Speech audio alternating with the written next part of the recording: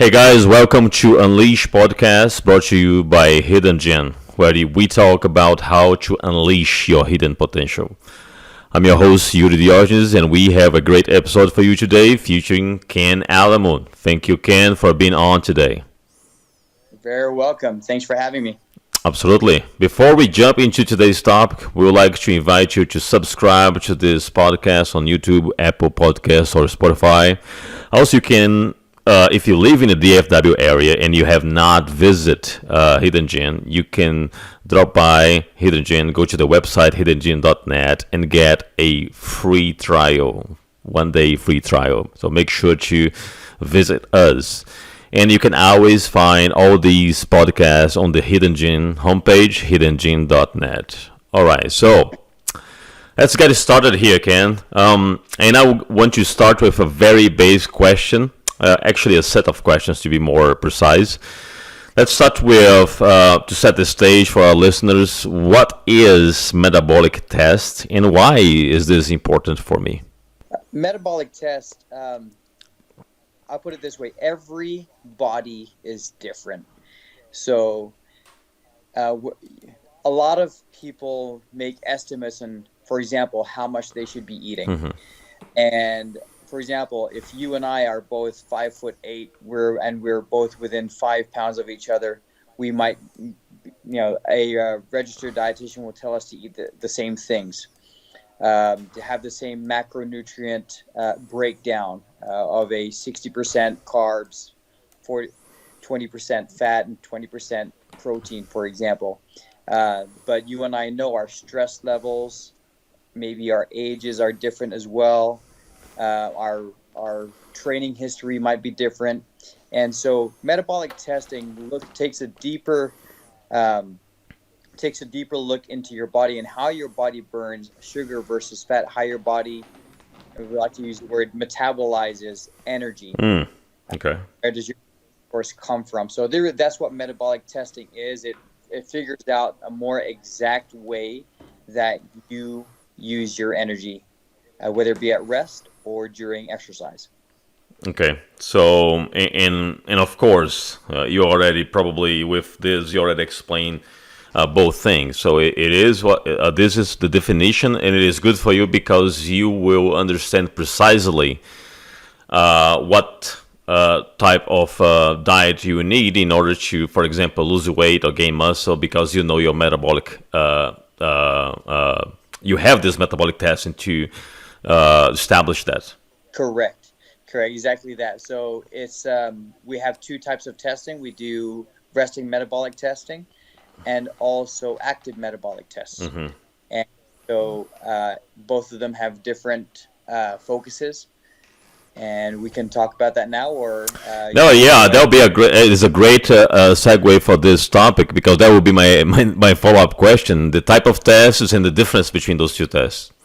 Yep. So resting metabolic assessment or test is it basically how many calories do you burn doing nothing at all. And just for an example, as a toddler burns around 1,400 calories doing nothing. Wow. During the day. And so many people get on this really on these small diets, and then they eat 500 calories, 800 calories. And if a toddler burns 1,400 calories, it needs to be consuming around that amount as well. And for us adults, of course, I put a mask on you basically, and I measure the amount of oxygen versus carbon dioxide that you use. And with that, we can determine how many calories you burn doing nothing. And then we do make an estimate of how many calories you burn during doing regular activities through the day. And then we can estimate as well how many you burn during exercise. So that would be the resting metabolic assessment. We measured doing nothing, and then we estimated up from there. Okay. And then on top of that, we can also look at if you're burning sugar versus fat when you're while you take the test. At rest? At rest. Is this a value that you are able to find through this test? Is the same as when I'm sleeping? For example, if I'm sleeping, I'll probably will have the same metabolic rate. when during rest, actually, your metabolic rates drop, and you primarily burn pretty much always 80 to 90% fat when you're sleeping. Um, so actually, it's just a resting, laying down, doing nothing. If I'm sitting on this chair, just like this, doing nothing at all, I will burn around 16 to 800, 1800 calories. And I'm going to give that range of 16 to 1800 calories. But when I do the actual test, it gives me more of an exact number. And if I burn sugar versus fat. Okay, and when you say 16 to 800 calories, is this like per hour or Oh, the whole day. oh the whole day? So the metabolic test is based on how much you gonna burn throughout the day. Correct. Okay, and but so how do you do the calculation to take in consideration the nighttime? So because you just said that the nighttime is a little bit different. It's going to be a little bit different, and you will be burning more fat at that time. It does calculate it for a 24-hour period. And so it's just different when you're sleeping.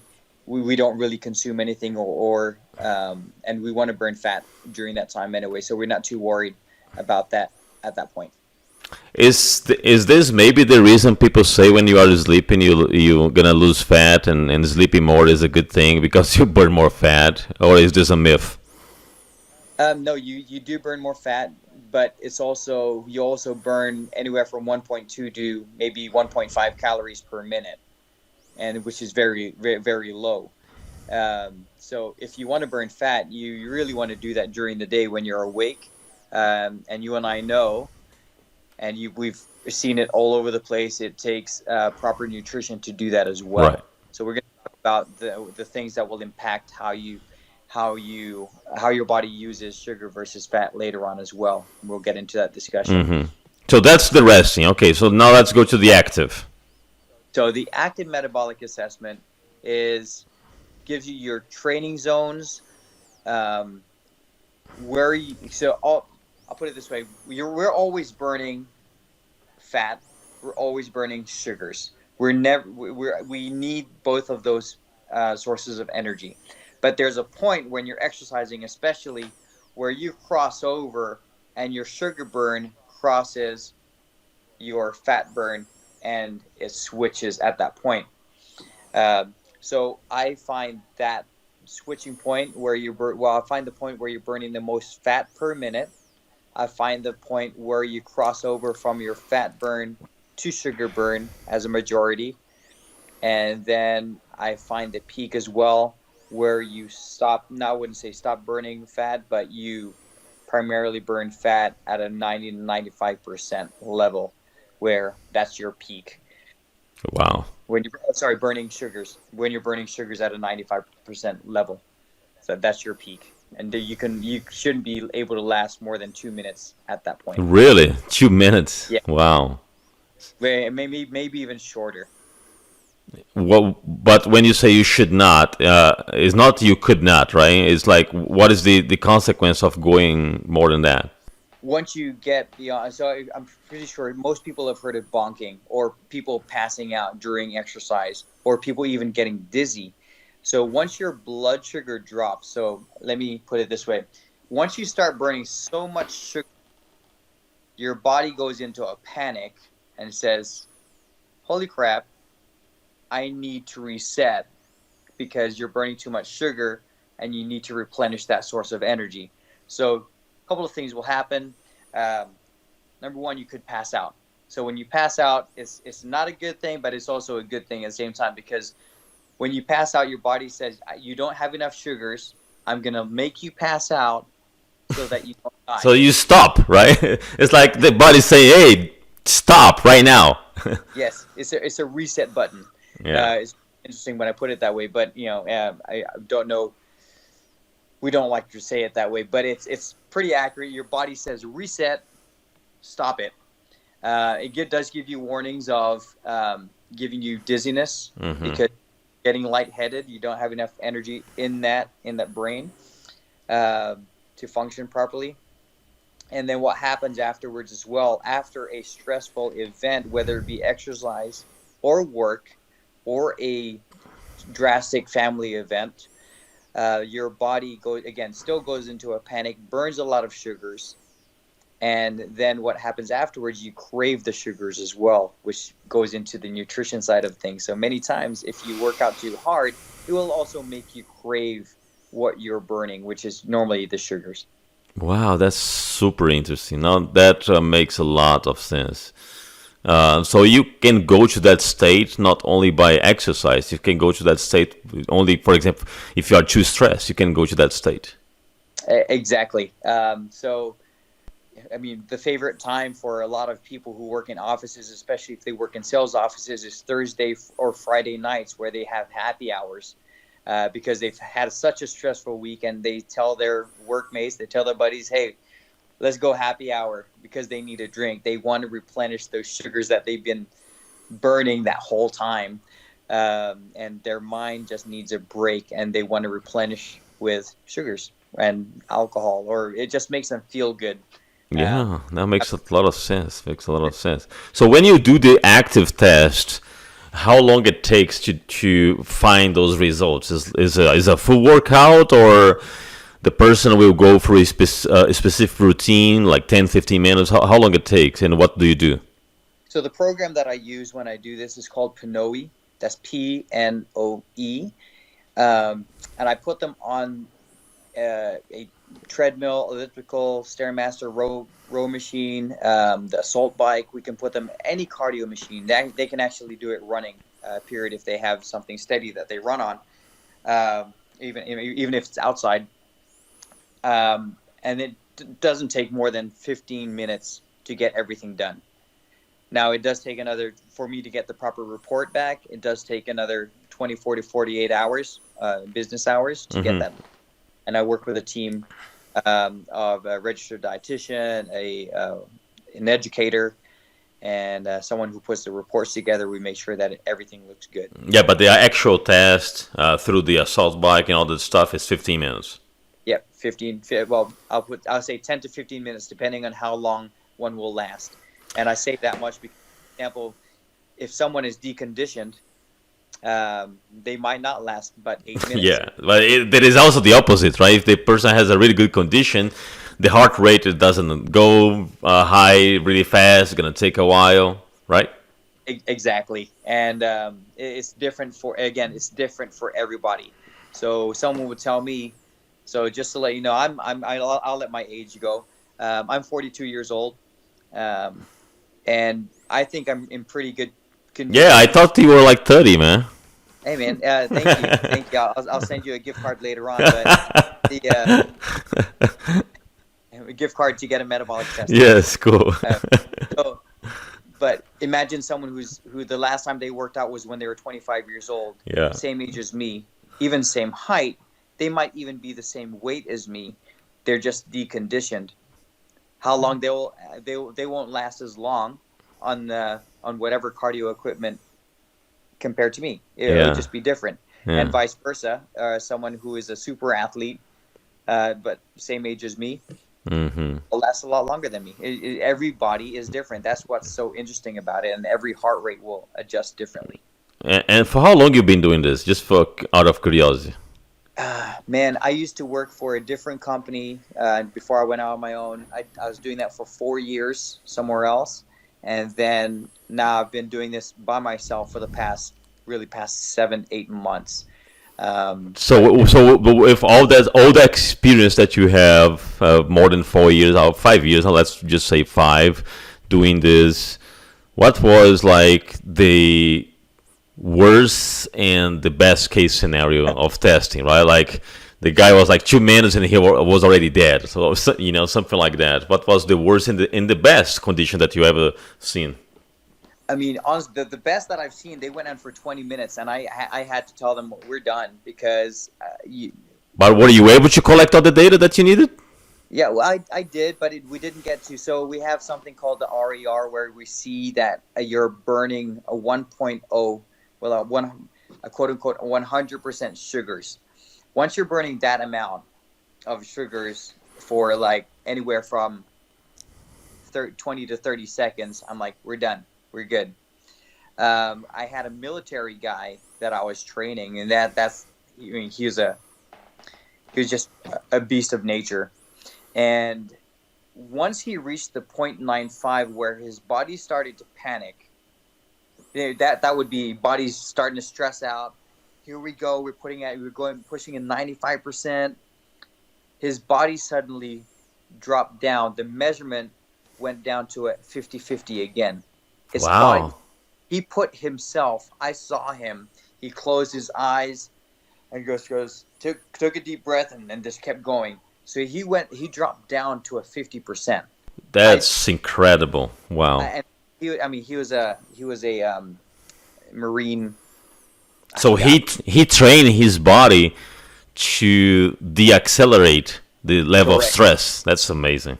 I can't explain it. It's just amazing. I mean, aside from freak of nature, and I'm sure that's how they're trained to do that.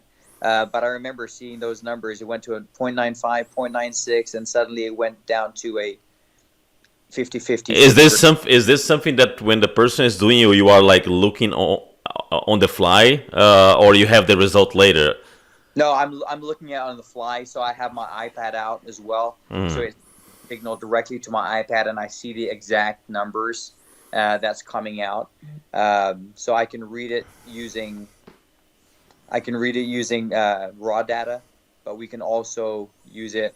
Of course, the client would rather see a report, but I can also look at the raw data. That's awesome. And the worst case is like what, 1 minute, 2 minutes? Worst case was around a 3-minute warm up, and then after that they were done. Wow. So we know where to start, which is lower than that, and then we'll just go from there. So we can still make them better after that, of course. And Yeah. So based on this, to me, it's pretty clear that your metabolic rate can improve over time based on your physical condition. So, for example, if someone goes with you, you get that metabolic rate.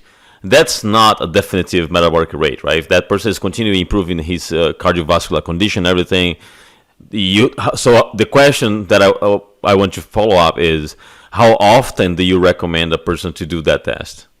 Depending on their training style and what they do, and also what their goals are, test anywhere from every month to every 3 months, and maybe every 6 months. So for someone who is trying to prepare for a half marathon or a marathon, for example, and that marathon is in October, I would test them this week, 3 months from now, which is June, and then I'll test them maybe a month before, just to make sure that they're ready to go. Mm-hmm.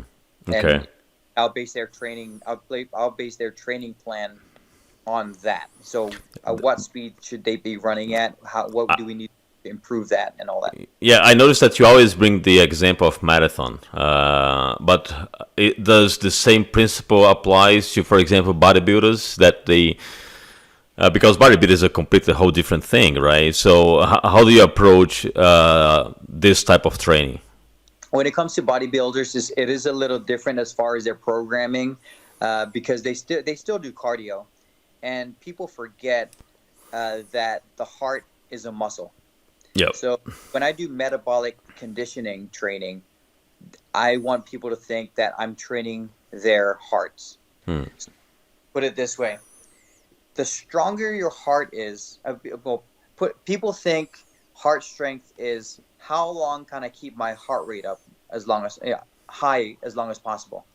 It's actually how fast can I get my heart to recover after a stressful situation, whether it be on the treadmill, elliptical, assault bike, row machine, squats.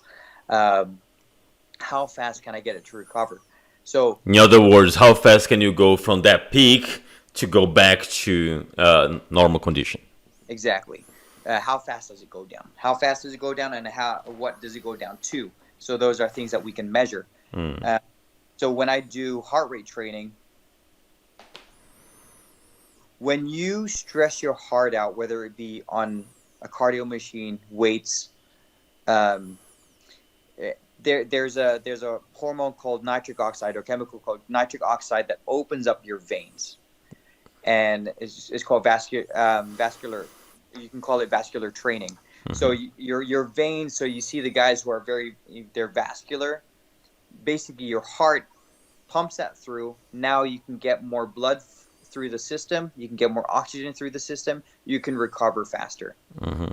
So now, if we train the heart the same way on doing cardio or doing squats, see how long it takes. Can you improve your recovery time?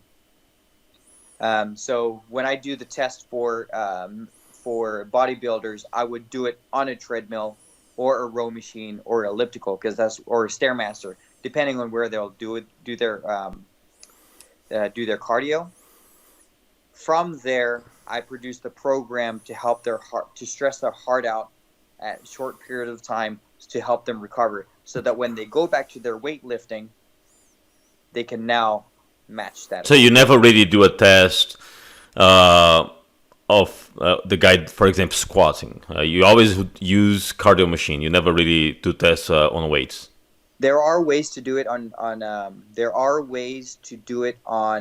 weights, but there are other factors that will come into play. Just like, for example, muscle fatigue, right? Conditioning and all that. So it might not be as accurate, right? It just has to be, if I do it on the squat machine, for example, on the squat rack, then the next time we do it on the squat rack as well. We have to keep it nice and steady as much as we can. So there's a way to do it. You can do it with kettlebells as well. It's just not as consistent, put it that way. Okay. And I would guess that the same thing will apply to mixed martial arts, MMA fighters. Is a different type of reading, right? Correct. So we want to cater it towards that. So mixed martial artists, boxers, we're looking at assault bike as well. That will be more for their body and what they're training for. Assault bike would be more accurate for them. So once you have those numbers, you've done the test, everything is good. Now you have those numbers. What is the follow-up conversation will be like? Is just you showing the numbers, or based on those numbers, you're going to have a bunch of recommendations on how to improve? I will have recommendations based on that, depending on their workout style as well.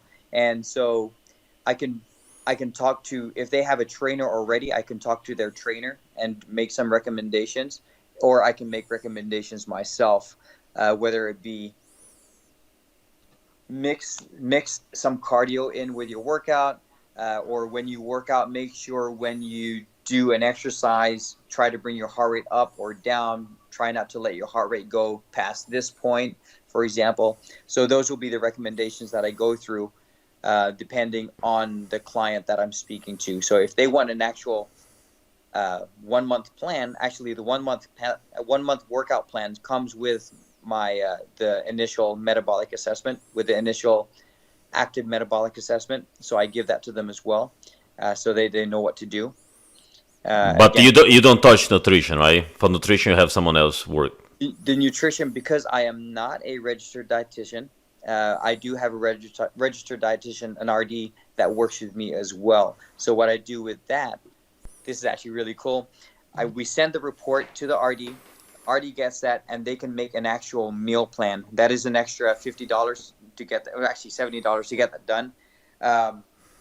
But they get the meal plan.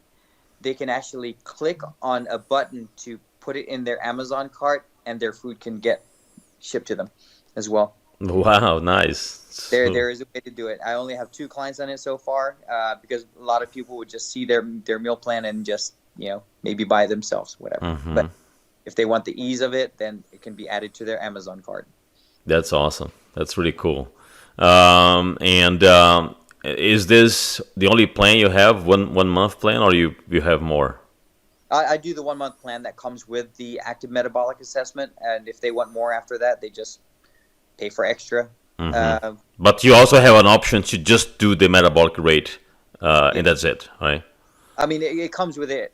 It comes with it anyway. All right. Okay. So there is not an ad hoc option to do just the test. They can do just the test, but it's not going to give them a discount or anything. Yeah, so it is a full package no matter what. Correct. Yeah. Correct. It comes with it, so might as well take advantage of it. If not, I'm there. One thing that I tell people is I have around 30 clients that have done the test so far over the past 3 months.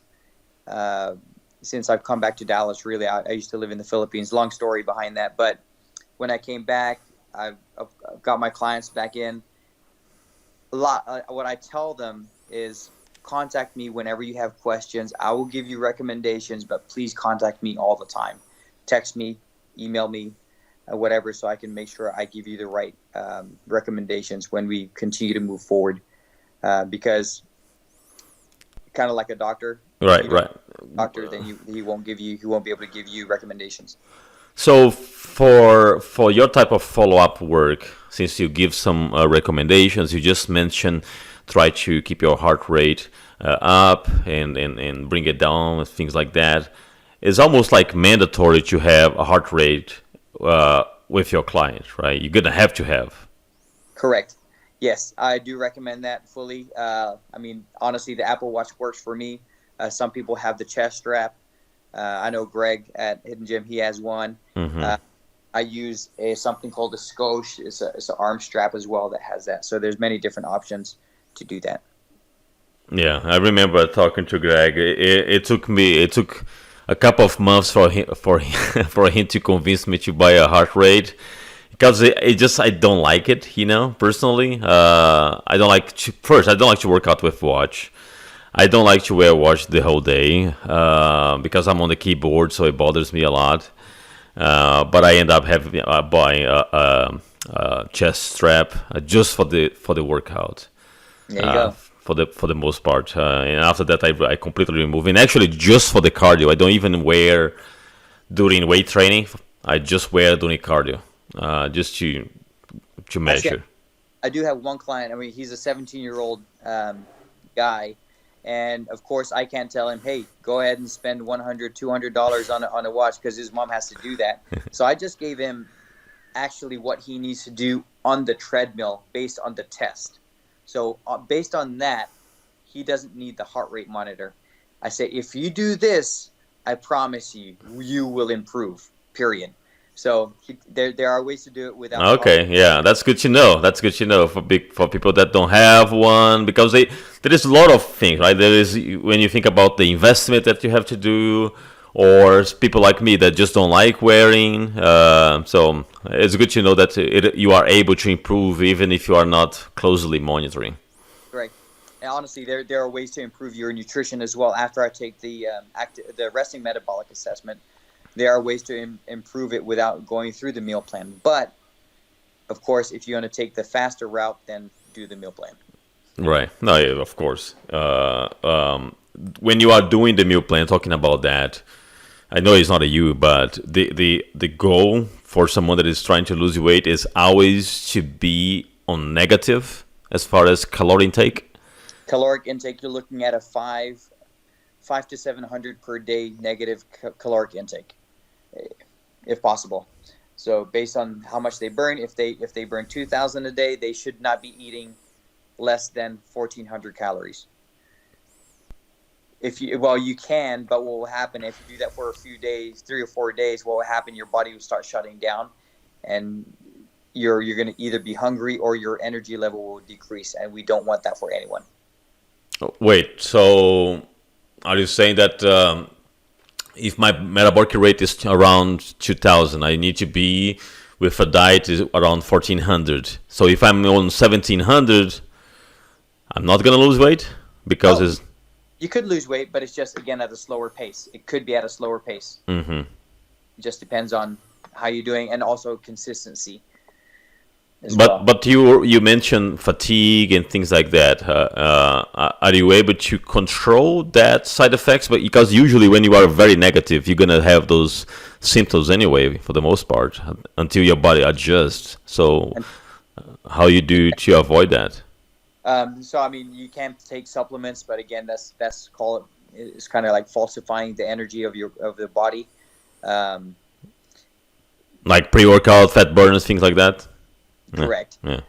Basically caffeine, right? Yeah. So what we're looking to do, what I like to do is I make sure that they're at a 5 to 700 per day balance in negative if they are trying to lose weight. And if they're not losing weight at that point, then there could be other factors that are holding them back. And that's more for medical stuff eventually later on. Have you had cases where the person was doing everything that you recommended? They were negative on the calories intake, but they were just not losing weight in the same pace.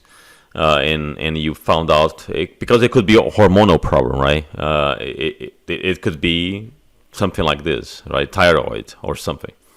Exactly, it's exactly that, and that's the most common one. And you got hypothyroidism, you got diabetes, you got all the metabolic syndromes that can happen to you. I'm going to go back a little bit. There are 4 things that are going to affect how you burn sugar versus fat. Number 1, your nutrition, you know that. Number 2, your exercise history, stress level, which is also related to the next one, which is hormones. So stress, I like to separate that because stress changes day by day, even hour by hour. And then your hormones, because that, depending male, female, your age, if you've had kids, and your age, right? I mean, it's clearly I'm 46, and when I was prepping for shows when I was 40, it is completely different than with 45. So age does make a big difference when you are trying to get in shape. Huge difference. I mean, that's the whole. Another thing behind this is there's a whole psychology behind it as well, because we just have to understand that once people get above a certain age or a certain level, and their body won't respond anymore, one of the more important things to focus on is what is your goal? If your goal is to compete and to be on the cover of a magazine, okay, let's get crazy on it. But if it's not, then let's just make sure that you're mobile, you're flexible. So those are the things that we have to just make sure that people understand when they're doing this metabolic test, and what is your goal when you want to do this. Because if you just test just to do the test, we have to make sure that the recommendations that I put in place are in line with your goals and expectations. That's right. Yeah, that's right. Oh, that's great. Great conversation. So, are you at the Hidden Gym physically? I mean, if someone wants to do a test, we are. I mean, I'm not there all day, every day. I'm there 3 or 4 times a week, and based on appointments, I was there twice today. Did a test there. I think I'll be having another one sometime mid this week as well. But if someone wants to schedule a test, they go through your website, or how that works? You can go through my website, which is alamoelitehealth.com, and go under services, metabolic tests, and they can contact me however there. There's a bunch of pages on there where they can submit their information. I'll contact them, and then we'll figure out how to schedule them in. Mm-hmm. I do tests at other locations around the Metroplex as well, if needed. Okay. And when you are at Hidden, you don't have an office there, right? You just are there on appointment base, correct? Appointment basis, and if they see me with clients and so forth, and that's where. But I do not house myself out of Hidden Gym. Okay. Well, that was really a very insightful conversation, Ken. Thank you very much for your time. I learned a lot today, and I'm gonna schedule one with you because I never done this. I saw Greg doing on the assault bike, and it looks pretty cool. And he encouraged me a lot many times for me to do this because it's important. I think it's very important, and to understand mainly the rest one. Actually, I actually more curious to understand myself in rest than when I'm active. Because when you're active, you kind of you have a feeling, right, about how things are going, if you are burning or not. But at rest, I have no idea. Yeah, so. and that so at rest, let's do it. Let's schedule you in, and I think I have a lot of fun doing this, a lot of fun explaining it, a lot of fun helping people understand their bodies.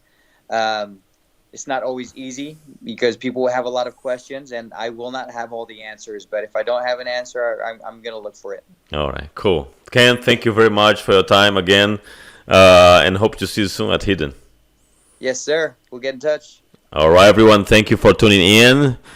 Make sure to subscribe on YouTube podcast, Apple Podcast, Spotify, and we have a lot more to come. Y'all take care. See you next time.